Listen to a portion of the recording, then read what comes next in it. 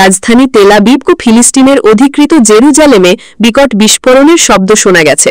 শনিবার মধ্যরাতে এই হামলা চালায় ইরান। খবর রয়টার্সের।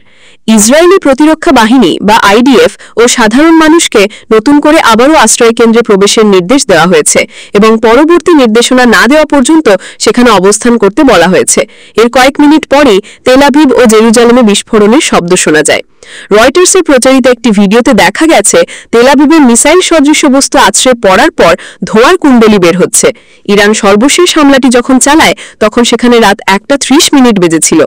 ইরানের প্রেসিডেন্ট মাসুদ পেজেশকিয়ান ও সুপ্রিম নেতা আয়াতুল্লাহ আলী খামেনিকে লক্ষ্য করে হামলার চেষ্টা চালাচ্ছে দখলদার ইসরায়েল। আমেরিকান সংবাদ মাধ্যম নিউ ইয়র্ক টাইমস শনিবার এ তথ্য জানিয়েছে।